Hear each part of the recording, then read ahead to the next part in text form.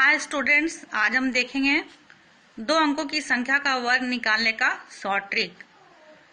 तो सबसे पहले एक एग्जाम्पल के द्वारा हम इसे समझेंगे। मान लीजिए हमें 24 का वर्ग निकालना है, तो इसके लिए क्या करेंगे, 24 को 24 से गुना करेंगे, 576 आएगा। अब इसी का वर्ग हम देखिए शॉर्ट ट्रिक से कितनी आसानी से निकाल सकते हैं। 24 का वर्ग निकालने के लिए सबसे पहले क्या करेंगे, इस तरह से लाइन खींच लेंगे सबसे पहले, और उसके बाद हम पहले 4 का वर्ग निकालेंगे। 4 का वर्ग क्या होगा, 4 चौक 16। फिर 2 का वर्ग निकालेंगे। 2 का वर्ग क्या हो जाएगा, 2 दूनी 4। लेकिन यहाँ पे हमें 2 अंकों की संख्या के रूप में लिखना है, जबकि 4 में एक ही अंक होता है, इसलिए 4 के आगे 0 लगा दिए, 0 4 लिखेंगे। अब सेकंड स्टेप में 2 4 और 2 इन तीनों को गुना करेंगे। 2 4 2 तीनों को गुना किए, कितना है, 16। 16 को हमें लिखना है, लेकिन इस अंक के नीचे हमें कोई भी संख्या नहीं लिखनी है। यहां से लिखना शुरू करेंगे, 1 के नीचे से 6 1 16 लिखा गया। अब इसको जोड़ देंगे, तो 416 और 16 को जोड़ने के बाद 576 आता है, जो कि हमने पहले गुणनफल विधि से भी वर्ग निकाल कर देखा था कि 24 का वर्ग 576 आ रहा है। तो अब इसे दूसरे संख्या पर भी ट्राई कर देखते हैं ये इस ट्रिक से आता है या नहीं।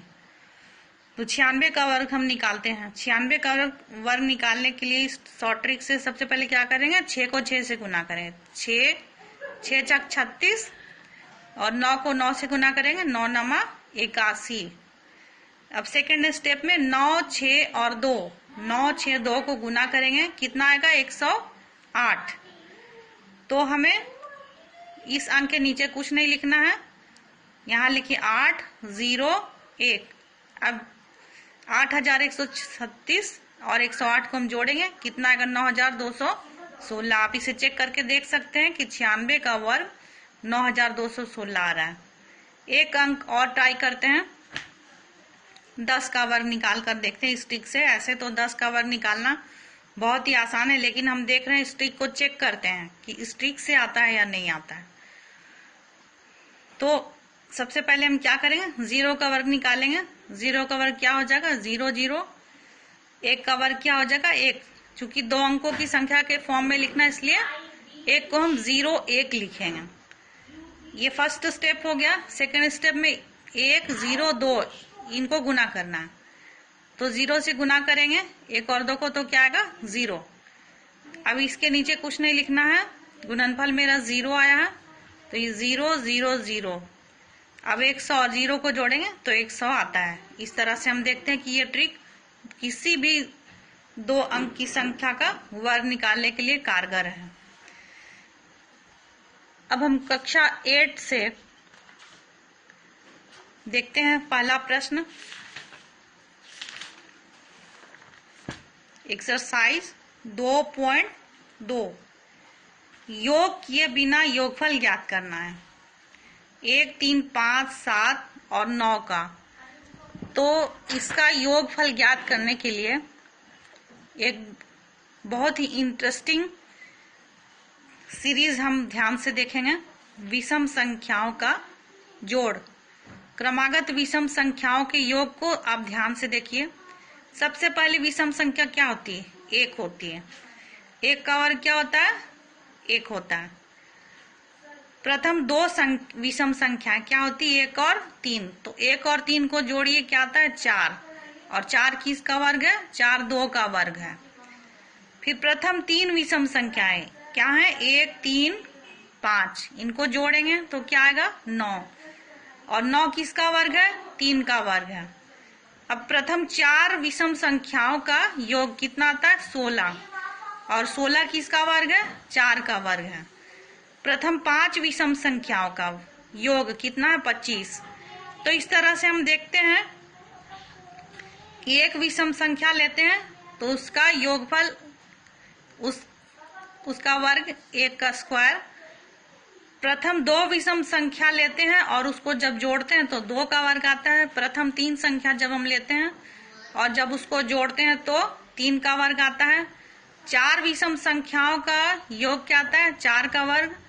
और इसी तरह से जब हम आगे बढ़ते चले जाएंगे तो प्रथम 5 विषम संख्याओं का योग क्या आता है, 5 का वर्ग। इस तरह से ये सीरीज आगे बढ़ते हुए चला जाएगा। यहाँ पे ध्यान देने वाली बात ये है कि ये सीक्वेंस लगातार है, 1 के बाद 3, 3 के बाद 5, 5 के बाद 7, 7 के बाद 9। बीच में कोई भी संख्या छूटनी नहीं चाहिए, बीच में कोई भी सम संख्या नहीं होनी चाहिए। इन सब बातों का ध्यान रखना है। तो प्रथम प्रश्न हम देखें क्या है, 1, 3, 5, 7, 9 कितनी ये लगातार है या नहीं, पहले ये चेक करें। 1 के बाद 3, 3 के बाद 5, 5 के बाद 7, 7 के बाद 9 लगातार विषम संख्याएं हैं। 1 से शुरू हो रही है, बीच में कोई भी सम संख्या नहीं है। और कितनी विषम संख्याएं, 1, 2, 3, 4, 5।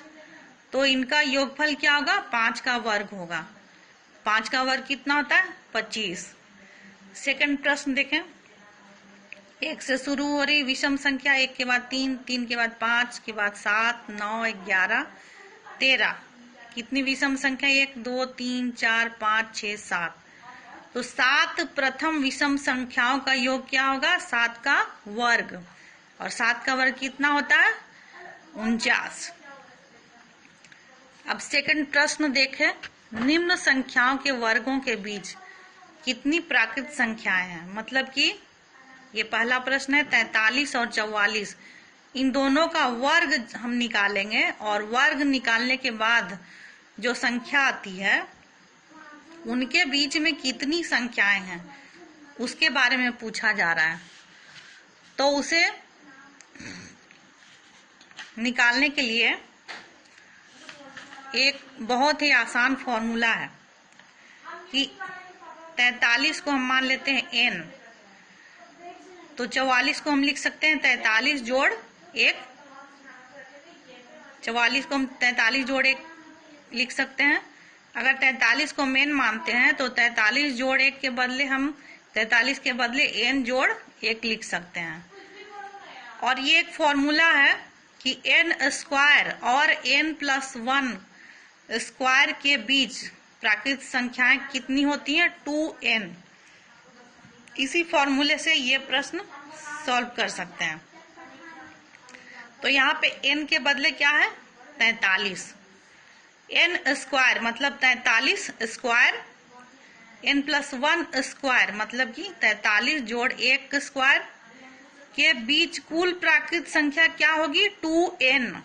तो यहाँ 2 इंटू n के जगह पे क्या लेंगे, 43। और 43 को 2 से गुना करेंगे तो क्या आएगा, 86। यही आंसर हो गया। 43 का वर्ग और 44 के वर्ग के बीच कितनी प्राकृत संख्याएं हो गई, 86। दूसरा प्रश्न देखते हैं, 14 और 15 के वर्गों के बीच हमें संख्या ज्ञात करना है, कितनी संख्याएं होंगी। तो 14, अब 15 को हम लिख सकते हैं 14 जोड़ 1, तो 14 हो गया n और 14 जोड़ 1 हो गया n+1। तो n स्क्वायर और n+1 स्क्वायर के बीच कितनी प्राकृत संख्या होती है, 2n। और n यहाँ पर क्या है, n है यहाँ पर 14। तो n के जगह पे हम क्या लिखें, यहाँ 14। 14 को 2 से गुना किए कितना आया, 28। अब थर्ड प्रश्न देखें, 34 और 35 के बीच कितनी प्राकृत संख्या है, 34 का वर्ग और 35 का वर्ग के बीच कितनी प्राकृत संख्या है। तो 34 का वर्ग और 35 के वर्ग के बीच प्राकृत संख्या होंगी 2 गुना 34 मतलब 68। तीसरा प्रश्न देखें, दिए गए संख्याओं को 2 क्रमागत पूर्णांकों के योग के रूप में लिखना है। 2 क्रमागत पूर्णांक, क्रमागत पूर्णांक मतलब कि जैसे 2 के बाद 3, 2 और 3, 8 और 9, 10 और 11, ये सब क्या है, 2 क्रमागत पूर्णांक है। तो 23 का वर्ग को हमें ऐसे 2 पूर्णांकों के योग के रूप में लिखना है जो कि एक के बाद दूसरी संख्या आती है। तो इसके लिए हम क्या करेंगे, 23 को हम 2 से विभाजित कर देंगे। इसको समझने के लिए एक एग्जाम्पल देखना जरूरी होगा। देखिए 3 का वर्ग क्या होता है 9, और 9 को हम लिख सकते हैं 4 जोड़ 5। 4 जोड़ 5, 4 के बाद 5 आती है, ये क्रमागत संख्या हो गई। तो 4 और 5 9 हो गया। अब अगला संख्या है 5 का वर्ग। तो 5 का वर्ग क्या होता है 25। 25 को 2 से भाग देंगे तो शेषफल 1 आएगा और भागफल 12 आएगा। तो हम क्या लिखेंगे 12 और उसके बाद वाली संख्या को जोड़ देंगे इसमें 13। उसके बाद फिर 7 का वर्ग निकालते हैं। 7 का वर्ग निकालेंगे तो कितना आएगा 49। 49 को जब हम 2 से भाग देंगे तो शेषफल 1 आएगा, भागफल 24 आएगा। और 24 के बाद क्या आता है 25। तो 24 और 25 को जोड़ देंगे तो 49 आता है, जो कि 7 का वर्ग है। इस तरह से 7 के वर्ग को हम 2 क्रमागत संख्याओं के योग के रूप में लिख सकते हैं। 9 का वर्ग क्या आता है 81। अब 81 को 2 से भाग देंगे, 2 से भाग देने पर क्या आता है भागफल 40। 40 के बाद क्या आता है 41। तो 40 और 41 को जोड़ देंगे, 40 और 41 को जोड़ने पे 81 आता है, जो कि 9 का वर्ग है। तो यहाँ पर क्या करना है, ये सभी विषम संख्या है, कोई भी सम संख्या नहीं है। तो ये फॉर्मूला केवल विषम संख्याओं के वर्ग के लिए ही लागू होता है। अब 11 के वर्ग को हमें 2 क्रमागत संख्याओं के योगफल के रूप में लिखना है। तो इसके लिए हम क्या करेंगे, पहले इसका वर्ग निकाल लेंगे। 11 का वर्ग होता है 121। उसके बाद इसे 2 से भाग दे देंगे, 2 से भाग देंगे तो भागफल आएगा 60। तो जो भागफल आया 60 और 60 के बाद वाली संख्या हुई 61, दोनों को जोड़ देंगे। 60 और 61 121 होता है। इस तरह से हम इस प्रश्न को सरल कर सकते हैं।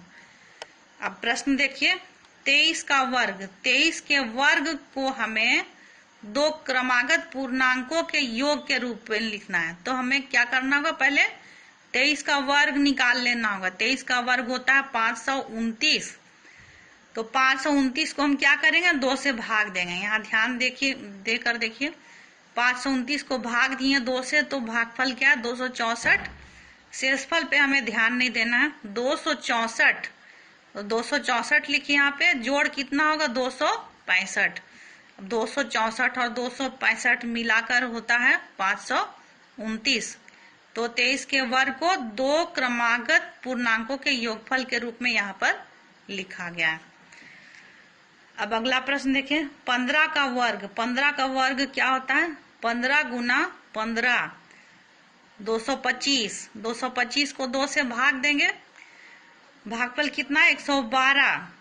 अब 112 यहाँ लिख दिए, जोड़ इसके बाद वाली संख्या 112 के बाद क्या आएगा 113। 2 क्रमागत संख्याओं के योग के रूप में हम यहाँ पर 15 को लिख चुके हैं।